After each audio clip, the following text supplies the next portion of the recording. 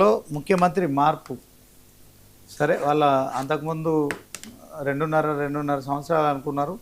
ఒక 6 నెలలు ఆలస్యమైనప్పటికీ కూడా డీకే శివకుమార్ కర్ణాటక ముఖ్యమంత్రి కావడాన్ని ఎట్లా చూస్తారు? తెలంగాణలో కూడా అలాంటి పరిస్థితులు ఏమైనా ఉన్నాయా? తెలంగాణ పరిస్థితి వేరు, కర్ణాటక పరిస్థితి వేరు. కర్ణాటకలో సిద్ధరామయ్య గారు ముఖ్యమంత్రి కాకముందే ఒప్పందంలో భాగంగా 2.5 సంవత్సరాలు సిద్ధరామయ్య గారు, 2.5 సంవత్సరాలు డీకే శివకుమార్. డీకే శివకుమార్ డిప్యూటీ సీఎంగా పీసీ అధ్యక్షులుగా ఉన్నారు. సిద్ధరామయ్య గారు ముఖ్యమంత్రిగా ఉన్నారు. అంతకుముందు సిద్ధరామయ్య గారు ముఖ్యమంత్రిగా ఉన్నారు. మధ్యలో కోయిలేషన్ గవర్నమెంట్లో జేడీఎస్ వచ్చినప్పుడు పరమేశ్వర్ గారు డిప్యూటీ సీఎంగా, కుమారస్వామి గారు ముఖ్యమంత్రిగా, మధ్యలో ప్రభుత్వం కూలిపోవడం, తర్వాత జేడీఎస్ మళ్ళీ భారతీయ జనతా పోతే కుమారస్వామి గారు అక్కడ కేంద్ర మంత్రి కావడం, తర్వాత మళ్ళీ సిద్ధరామయ్య గారు ముఖ్యమంత్రి అవ్వడం.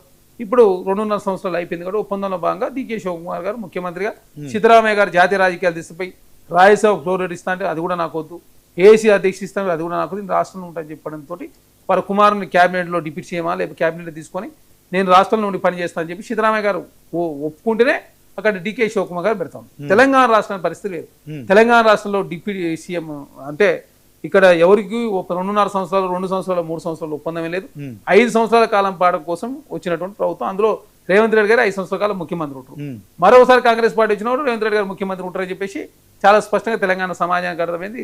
ఏకనాయకత్వం నడుస్తూ ఉంది. డిప్యూటీ సీఎంగా ఎస్సీ, ఓసీ ముఖ్యమంత్రిగా, బీసీ, పీసీసీ అధ్యక్షులు ఉన్నారు. తెలంగాణ రాష్ట్రంలో సోషల్ జస్టిస్తో తెలంగాణ రాష్ట్రంలో కాంగ్రెస్ ప్రభుత్వం ముందుకు పోతా ఉంది. కర్ణాటక సమస్య వేరు, తెలంగాణ సమస్య వేరు. దేశంలో ఏ రాష్ట్రంలో కూడా అట్లాంటి సమస్య ముఖ్యమంత్రిని మారుస్తారనే ప్రచారం జరుగుతుంది. అలాంటి ఆస్కారం సమస్య లేదు. BRS party, Bharatiya Janata party ఏదో భారతీయ జనతా పార్టీ పని అయిపోయిందండి దేశంలో. మీరు గుర్తుపెట్టుకోండి, ఈ అధికారులతోటి భారతీయ జనతా పార్టీ రేవంత్ రెడ్డి బీజేపీకి దగ్గర అవుతున్నాడు. మన బహిరంగ వేదిక నుంచి కూడా నరేంద్ర మోడీ ప్రధానమంత్రిగా హమ్ సాథ్ జోడో అని చేసిన కామెంట్స్ కొంత సంచలనంగా మారినాయి. ఈ రేవంత్ రెడ్డి గారు కూడా గతంలో ఆర్ఎస్ఎస్ భావజాలం ఉంది. రేపొద్దున కాంగ్రెస్ పార్టీలో ఆయనకు ఇట్లాంటి పరిస్థితి ఎదురైతే బీజేపీలోకి వెళ్తాడు, మొత్తం ఎమ్మెల్యేలు తీసుకుపోయని చెప్పి కూడా సోషల్ మీడియా ప్రచారం జరుగుతుంది. ఇప్పుడు ఆర్ఎస్ఎస్ భావజాలం, మేమంతా సనాతన ధర్మం, హిందూ ధర్మాలు నమ్మేటోళ్ళం. రేవంత్ రెడ్డి గారు సనాతన ధర్మం, హిందూ ధర్మం నమ్ముతాడు, మేమంతా నమ్ముతాం. కాంగ్రెస్ పార్టీ కూడా సనాతన ధర్మం, హిందూ ధర్మాలు నమ్ముతుంది. కాబట్టి రామమందిర జడ్జిమెంట్ కూడా కాంగ్రెస్ పార్టీ తీసుకొచ్చిన ఏదైతే అమెండ్మెంట్ ద్వారా మాత్రమే ఆనాడు రాజీవ్ గాంధీ గారు రామమందిర సమయం గేట్లు ఓపెన్ చేయించి పివి నరసింహ తీసుకొచ్చిన యాక్ట్ ద్వారా సుప్రీంకోర్టు జడ్జిమెంట్ ఇచ్చింది. ఏదో భారతీయ జనతా పార్టీ చేసిన చట్టమో లేదా ఆర్ఎస్ఎస్ చేసిన చట్టం కాదు. ఇంకోటి ఆర్ఎస్ఎస్ చట్టం నిషేధించిన సంస్థ కాదు. ఆర్ఎస్ఎస్ లో అన్ని పార్టీలకు సంబంధించిన వాళ్ళు ఉంటారు, అందరూ నాయకులు ఉంటారు. ఇక్కడ సనాతన ధర్మం, హిందూ ధర్మం ఇన్ని సంవత్సరాల కాలం పాటు సుభిక్షంగా ఈ దేశంలో మనగడ కొనసాగించిందంటే కాంగ్రెస్ పార్టీ ఉంది కాబట్టి మనసుగా కొనసాగించింది. ఎలాంటి గొడవలు లేకుండా, ఏ వర్గాలను రాజకీయంగా ఆకర్షించే ప్రయత్నం చేయకుండా సనాతన ధర్మం అటు ముస్లింలకు సంబంధించి వాళ్ళ మతాన్ని వాళ్ళ రెస్పెక్ట్ చేసే ప్రయత్నం, క్రిస్టియన్లు కావచ్చు, బౌద్ధులు, జైనులు, భారతదేశం అంటే వివిధ రాష్ట్రాలు, వివిధ కులాలు, వివిధ మతాలు, వివిధ తెగలు, ఒక్కొక్క రాష్ట్రం పోతే ఒక్కొక్క వ్యవహార చేలు ఉంటుంది.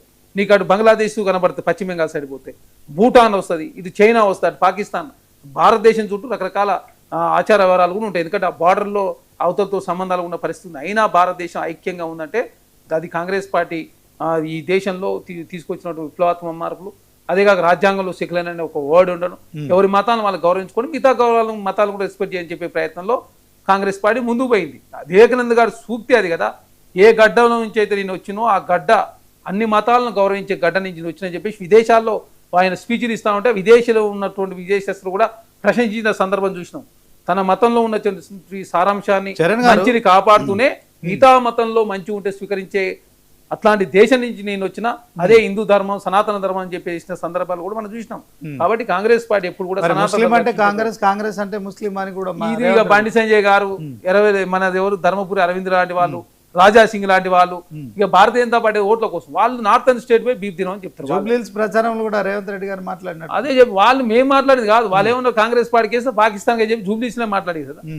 వాళ్ళు ఏం చెప్తారు, నార్థన్ స్టేట్ పై బీప్ తినండి, మాకు ఓట్లేయండి, మిగతా రాష్ట్రాలు బీప్ తినవద్దు, భారతీయ జనతా పార్టీ వ్యతిరేకం అని చెప్తారు. ఎందుకు అక్కడ పోయి వాళ్ళ ఓట్లు ఆకర్షించాలో బీప్ తినమని చెప్పాలి, వేరే రాష్ట్రాలు వాళ్ళు వద్దంటే మీ ఓటు బీప్ తినవద్దని చెప్పాలి. అంటే రకరకాలుగా ప్రభువుల గురి చేసే ప్రయత్నం భారతీయ జనతా పార్టీ ఏదైనా చేస్తుంది. ఏ పార్టీతో పొత్తు పెట్టుకుంటారు. వాళ్ళు షేక్ హసీనా తీసుకొచ్చి మన భారతదేశం ఆస్తం కల్పిస్తే తర్వాత మన జమ్మూ కాశ్మీర్ సంబంధించి మహబూబా ముఫ్తీతో పొత్తు పెట్టుకున్నారు. మీరే కదా, మేము కాదు కదా. మీరు ముస్లిం పార్టీతో పొత్తు పెట్టుకోవచ్చు, ముస్లిం రాజకీయంగా వాడుకోవచ్చు, అందులోనే త్రిపుల్ తలాక్ తీసుకొచ్చి మహిళల ఓట్లు ఆకర్షించే ప్రయత్నం చేయొచ్చు, పాశ్వాన్ ముస్లిం అని చెప్పి వాళ్ళ డివైడ్ చేసి ఆ ఓట్లు ఎప్పుకునే ప్రయత్నం మీరు చేయొచ్చు. తర్వాత నార్థన్ స్టేట్ పై బీప్ దినం అని చెప్పొచ్చు, మిగతా రాష్ట్రాలు బీప్ ఎదిరించు, బీపులో భారతదేశం 2వ స్థానం ఎట్లుందా అంటే నాకు సమాధానం చెప్పారు. అంటే భారతీయ జనతా పార్టీ ఓట్ల కోసం ఏదైనా మాట్లాడితే ఏదైనా చేయడానికి వారు సిద్ధంగా ఉంటారు.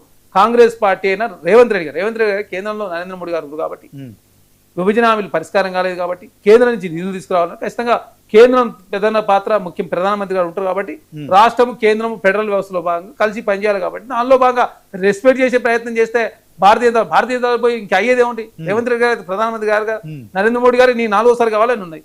వారి తర్వాత అమిత్ షా గారు ఉన్నారు. తర్వాత ఆయన యోగి ఆదిత్యనాథ్ అక్కడి నుంచి ఉన్నారు. ఫడ్నీస్ చాలా మంది వెయిట్ చేస్తున్నారు దానికోసం, ప్రధానమంత్రి కుర్చీ కోసం. తెలంగాణ రాష్ట్రంలో బీజేపీ ఉన్నది 8 మంది. ఆ 8 మంది నెక్స్ట్ ఇచ్చే ధరలు ఉంటే 8 మంది 0 అవుతారు. ఆ ఎంపీలు కూడా మొత్తం డబుల్ డీట్ దాటే పరిస్థితి. 2034 వరకు నేనే ముఖ్యమంత్రి అని రేవంత్ రెడ్డి చెప్పడం అది కాన్ఫిడెన్స్ అనుకోవచ్చా, ఓవర్ కాన్ఫిడెన్స్ అనుకోవచ్చా? కాన్ఫిడెన్సే. తర్వాత రాహుల్ గాంధీని ప్రధానమంత్రి చేయడం నా జీవిత లక్ష్యం అంటాడు. అదే క్రమంలో 2034 తర్వాత జాతీయ రాజకీయాలకు పోతానని చెప్తారు. సో దీంట్లో మహేష్ కుమార్ గౌడ్ చేసిన కామెంట్స్ కూడా ఈ మధ్య కాలంలో ఒక ఛానల్లో విపరీతంగా ట్రోల్ అయినాయి. సో మహేష్ కుమార్ గౌడ్ బీసీ ముఖ్యమంత్రి అవుతాడని చెప్పడం కావచ్చు, దీన్నంతా ఎట్లా చూడొచ్చు? సార్ ఇక్కడ చాలా స్పష్టంగా రేవంత్ రెడ్డి గారు చెప్పింది 2వసారి నేనే ముఖ్యమంత్రి అవుతా, తప్పు లేదు, దేశంలో పరిణామాలన్నీ కనపడతా ఉన్నాయి, రాహుల్ గాంధీ గారు ప్రధానమంత్రి ఖచ్చితంగా అవుతాడు. 543 స్థానాల్లో సింగిల్ డబల్ డీటీ బీజేపీ పరిమితం అయితే, ట్రిపుల్ డీటీ కాంగ్రెస్ పార్టీ పోబోతుంది. ఒంటరిగా కాంగ్రెస్ పార్టీ దేశంలో ఎలక్షన్ ఎదుర్కొనే పరిస్థితి కనపడతా ఉంది. మీరు చూస్తే ప్రాంతీయ పార్టీలన్నీ కూడా కనుమరుగవుతా ఉన్నాయి. కాబట్టి కాంగ్రెస్ పార్టీ ఒంటరిగా పోటీ చేసి దాదాపు 300 సీట్లు 250 పైచీలు గెలిచే అవకాశం. 150 సీట్లు వస్తే 2004లో మన్మోహన్ సింగ్ గారు ప్రధానమంత్రి. అదొక రాహుల్ గాంధీ గారు ప్రధానమంత్రి చేయాలని చెప్పేసి కాంగ్రెస్ పార్టీ నాయకులు ఇక్కడ దేశంలో చాలా మంది కూడా కోరుకుంటా ఉన్నారు. రేవంత్ రెడ్డి గారు కూడా రాహుల్ గాంధీ గారు ప్రధానమంత్రి ఉండాలని చెప్పి కోరుకుంటా ఉన్నారు. అదే కాకుండా నేను 2వసారి ముఖ్యమంత్రి, తెలంగాణ రాష్ట్ర ఆల్రెడీ ముఖ్యమంత్రి, 2వసారి గవర్నమెంట్ రావాలని చెప్పి ఎవరికైనా కాన్ఫిడెన్స్ ఉండాలి. దానిలో భాగంగా రేవంత్ రెడ్డి గారు మాట్లాడు. తర్వాత 34 తర్వాత జాతీయ రాజకీయ రాష్ట్రంలో ఉండాలన్నా. ఇప్పుడు సిద్ధరామయ్య గారు జాతీయ రాజకీయాలు రాబట్టే నేను ఉండను, నేను రాష్ట్రంలో ఉన్నాను. రేవంత్ రెడ్డి గారు 10 సంవత్సరాల తర్వాత జాతీయ రాజకీయాలు పోలించి తన ఇంట్రెస్ట్ కూడా మనకు కాదంటారు వీళ్ళు. అదే కాకుండా మహేష్ కుమార్ గౌడ్ గారు కాంగ్రెస్ పార్టీలో ఉన్న రేవంత్ రెడ్డి గారికి ఎలాంటి పంచాయతీ లేదు. కాంగ్రెస్ పార్టీ ఐక్యంగా ముందుకు పోతా ఉన్నాయి. కొంతమంది ఏంటంటే కాంగ్రెస్ పార్టీ చూసి ఊరలేక, ఎందుకంటే బీసీస్ ఉన్నాడు, ముఖ్యమంత్రి ఓసీ ఉన్నాడు, ఎస్సీ డిప్యూటీ సీఎం ఉన్నాడు. కాబట్టి బీఆర్ఎస్ పార్టీలో working president OC, president OC, తర్వాత బీఆర్ఎల్పీ నేత కూడా ఓసీ ఉన్నాడు. బీజేపీకి రాష్ట్ర ఓసీ, కౌన్సిల్లో నేత ఓసీ, అసెంబ్లీలో నేత ఓసీ. కాబట్టి వాళ్ళ దాంట్లో సోషల్ జస్టిస్ లేదు. కాబట్టి కాంగ్రెస్ పార్టీ ఎట్లా కుట్ర చేయాలని చెప్పి ఒక దురుద్దేశంతో Namaste Telangana, T news, Telugu scribe, Harish Rao గారు, కేటీఆర్ గారు, కౌశిక్ రెడ్డి లాంటి వాళ్ళు, బాలక సుమను, రకరకాల జగదీష్ రెడ్డి గారు వివాదాస్పద వ్యాఖ్యలు చేశారు. ఏదో సోషల్ మీడియా ఉన్నట్టు చేసే ప్రయత్నం. వాళ్ళ పార్టీ కమిటీలు లేవు. టీఆర్ఎస్ పార్టీకి రాష్ట్ర కార్యవర్గం లేదు, జిల్లా ప్రెసిడెంట్ లేదు, వాళ్ళకి మండల కమిటీ లేదు, ఏం ఓన్లీ సోషల్ మీడియా నమ్ముకుంది బీఆర్ఎస్ పార్టీ. బీజేపీ పరిస్థితి కూడా అదే, వాళ్ళు కూడా సోషల్ మీడియా నమ్ముకున్నారు. నరేంద్ర మోడీ గారు పోయి గాఢ ఓట్లు కొనమని చెప్పి అడగమంటే ఇక్కడ ఏదో కళాలు తిరుగుతారు రామచంద్ర గారు పోయిన పరిస్థితి. వాళ్ళ దాంట్లో కిషన్ రెడ్డి ఒక వర్గం, బండి సంజయ్ ఒక వర్గం, ధర్మపురి అరవింద్ ఒక వర్గం, డికేఆర్ ఒక వర్గం, ఇటలా ఆయన వాళ్ళే సూలేదు అన్నట్టు బీజేపీలో అన్ని వర్గాలు ఉంటే, కాంగ్రెస్ పార్టీ తెలంగాణ రాష్ట్ర అధికారులు ఉంది. మాకు 8 మంది ఎంపీలు, ఎమ్మెల్సీలు ఉన్నారు, ఎమ్మెల్యేలు. భవిష్యత్తులో కాంగ్రెస్ పార్టీ దేశంలో అధికారం రాబోతా ఉంది. ఇప్పటికే కాంగ్రెస్ పార్టీ 4 రాష్ట్రాల్లో అధికారం ఉంది. ఎన్డీఏ కూటమిలో భాగంగా 3 రాష్ట్రాలు జమ్మూ కాశ్మీర్, జార్ఖండ్ రాష్ట్ర, తమిళనాడులో కాంగ్రెస్ పార్టీకి సంబంధించి ఇండియా కూటమి అధికారులు 7 రాష్ట్రాల కాంగ్రెస్ పార్టీ అధికారులు ఉన్నప్పుడు చిన్న పంచాయతీలు కాకుండా 100 ఎంపీలు కాంగ్రెస్ పార్టీకి. ఏం లేని బీఆర్ఎస్ పార్టీ 8 ఎంపీలు ఉన్నటువంటి బీజేపీలో ఇన్ని పంచాయతీలు ఉన్నప్పుడు దేశంలో కాంగ్రెస్ పార్టీ ఇంకోటి ప్రజాస్వామ్యం ఉన్న పార్టీ. అదే కాకుండా తన యొక్క వ్యక్తిగత అభిప్రాయాలు ఏదైనా ఉంటే పంచుకునే పార్టీ, విస్తృతమైన ప్రజాస్వామ్యం ఉంటుంది. కాబట్టి కాంగ్రెస్ పార్టీలో చిన్న వస్తుంటాయి. దాన్ని పెద్ద చూపించే ప్రయత్నం బీజేపీ బీఆర్ఎస్ పార్టీ చేస్తుంది. బీజేపీ బీఆర్ఎస్ పార్టీ 2 కలిసి పోటీ చేసినా తెలంగాణ రాష్ట్రంలో కాంగ్రెస్ పార్టీని ఓడగొట్టలేరు. ఇద్దరు కలిసి రావాలని చెప్పి రేవంత్ రెడ్డి గారు కోరుకుంటూ, మేమందరం కూడా అదే కోరుకుంటున్నాం. ఇద్దరు కలిసి వస్తే ఖచ్చితంగా కాంగ్రెస్ కూడా ఓడగొట్టి దేశంలో రాహుల్ గాంధీ గారు ప్రధానమంత్రి కావాలి, రాష్ట్రంలో ముఖ్యమంత్రి రేవంత్ గారు ఉండాలని చెప్పి కాంగ్రెస్ పార్టీ శ్రేణులంతా కోరుకుంటా ఉన్నారు. మహేష్ కుమార్ గౌడ్ గారు బీసీలకు కాంగ్రెస్ పార్టీ మంచి అవకాశం కులగన్న చేసింది కాంగ్రెస్ పార్టీ, దేశంలో ఏ రాష్ట్రంలో చేయలే. అదే కాక మహేష్ కుమార్ గౌడ్ వర్కింగ్ ప్రెసిడెంట్ అయ్యాడు, తర్వాత బీసీ ఎమ్మెల్సీగా ఉన్నాడు. రాజ్యసభలో అనిల్ కుమార్ యాదవ్ గారు లాంటి వాళ్ళు ఉన్నారు. ఎమ్మెల్సీలో చాలా మంది అవకాశం ఇచ్చింది. ఇంకా భవిష్యత్తులో చాలా మందికి కూడా అవకాశం లేకపోతే కుల సంఘాలకు అన్ని కూడా కార్పొరేషన్ ఏర్పాటు చేసింది కాంగ్రెస్ పార్టీ. కింద ఉన్న వర్గాల పై తీసుకొచ్చే ప్రయత్నంలో కాంగ్రెస్ పార్టీ ముందుకు పోతూ మహిళా సంక్షేమానికి 57,000 కోట్ల రూపాయలు వడ్డీ లేని రుణాలు ఇచ్చింది.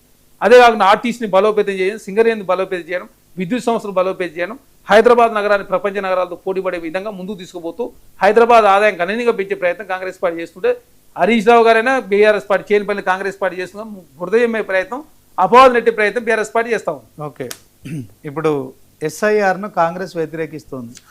సో దీనికి సుప్రీంకోర్టు సమర్థిస్తోంది. ఎట్లా చూస్తుంది? ఇక్కడ ఎస్ఐఆర్ అనేది భారతీయ జనతా పార్టీ వచ్చిన తర్వాత ఎస్ఐఆర్ పేరు మాత్రమే ఎస్ఐఆర్ పెట్టారు. ఇంతకుముందు చనిపోయిన వాళ్ళు ఓటు తొలగించలేదు. భారతదేశం స్వతంత్రం వచ్చినప్పటి నుంచి ఓట్లు తొలగించే ప్రక్రియ, చనిపోయిన వాళ్ళ ఓట్లు తీసేస్తారు, డబుల్ ఓట్లు ఉంటే తీసేస్తారు, ప్లేస్ మారినప్పుడు తీసేస్తారు. ఇక్కడ ఇవన్నీ ఎప్పటి నుంచో జరుగుతున్న ప్రక్రియ. మీరు ఎస్ఐఆర్ అని తీసుకొచ్చి ఏమన్నట్టు బంగ్లాదేశ్ పాకిస్తాన్ లో చెప్పారు తప్ప మరి పశ్చిమ బెంగాల్ ఎంతమంది బంగ్లాదేశ్ అంటే ఒక్క వ్యక్తిని గుర్తించలే. అయ్యా మరి అస్సాంలో ఎంతమంది బంగ్లాదేశ్ ఎవరు లేరు. అరే మీరు బంగ్లాదేశ్ వాళ్ళు ఉండరు, పేరు మాత్రం బంగ్లాదేశ్, ముస్లింస్, పాకిస్తాన్ చెప్తారు. మరి ఎందుకు చైనా వాళ్ళని చెప్పరు మీరు? పశ్చిమ బెంగాల్కి చైనా కూడా ఉంది కదా ఆ పక్కన ఆనుకొని, అరుణాచల్ ప్రదేశం అని. అంటే చైనా అంటే అక్కడ అది బౌద్ధిస్ట్ కల్చర్ కాబట్టి వాళ్ళ పేరు చెప్తే ఓటు రావని చెప్పి వాళ్ళ పేరు చెప్పారు. ఎంతసేపు ముస్లింల పేరు చెప్పాలా, ఓటు దన్నుకోవాలా. ఒకరు మాత్రం ఓటు ముస్లింలను గుర్తించలే, ఒకరి మీద కేసు పెట్టలే. హైదరాబాద్లో ఎలక్షన్లప్పుడు, మున్సిపల్ ఎలక్షన్ అప్పుడు అదే చెప్పారు. హైదరాబాద్ నగరానికి ఏం చేస్తారు, హైదరాబాద్ పేరు మారుస్తామని చెప్పి భాగ్యనగర్ పేరు మారుస్తాం, రోహింగ్యాలు ఏరేస్తాం, అదే బండి పోతే బండి ఇస్తాం, ఇల్లు పోతే ఇల్లు ఇస్తాం. ఆ రోహింగ్యాలు ఏరేసిన సార్ బండి సంజయ్ గారు అంటే ఢిల్లీలో డబుల్ బెడ్రూమ్లు ఇచ్చింది భారతీయ జనతా పార్టీ. ఢిల్లీలో ఉన్న ఒక మందిరాన్ని తీసేసి ఏకంగా పార్కింగ్ కోసం కూడా భారతీయ జనతా చేసుకున్న పరిస్థితి మనం చూసినాం. అంటే భారతీయ జనతా పార్టీ మతాన్ని ఎప్పుడు వాళ్ళ రాజకీయ స్వప్నాల కోసం మాత్రం వాడుకుంటూ, కాంగ్రెస్ పార్టీ రాజకీయ స్వప్నాల కోసం వాడుకోదు. ప్రజల సెంటిమెంట్ని గౌరవించే ప్రయత్నంలో కాంగ్రెస్ పార్టీ ముందుకు పోతా ఉంది. దానిలో భాగంగా ఎస్ఐఆర్ పేరు మీద మీరు ముస్లింలని బూచిగా చూపించి, పాకిస్తాన్, బంగ్లాదేశ్ బూచి చూపించి ఎవరిని చూపించకుండా మధ్యలో హిందువుల ఓట్లు వేయించుకునే ప్రయత్నం తప్ప ఇప్పుడు హిందువులు అంతా కూడా అధిక దళతో ఇబ్బంది పడతా ఉన్నారు. మరి నరేంద్ర మోడీ గారు ఇందులోకి ఏమన్నా మేలు చేసిందా? మరి ఏం చేయాలి వాళ్ళు? ఇంకోటి ప్రత్యేక పండుగలు వచ్చినప్పుడు 30-40% రైళ్లకు సంబంధించిన ప్రత్యేక రైలు వేసి మరి రేట్లు వేస్తారు కదా. రాష్ట్రంలో కాంగ్రెస్ పార్టీ ఉంది కదా పెంచిందని చెప్తారు బస్సులు, మరి మీరు ఎట్లా పెంచారంటే దానికి సమాధానం ఉండదు. కాబట్టి భారతీయ జనతా పార్టీ ఏ చేసినా కరెక్ట్, మిగతా వాళ్ళు ఏ చేసినా తప్పనే ప్రయత్నం వారు చేస్తున్నారు. మొన్నటి వాళ్ళ పరిస్థితి వేరుగా ఉండే, ఇప్పుడు పరిస్థితి మారింది. మొన్న చెప్పి 2014 ఎలక్షన్లో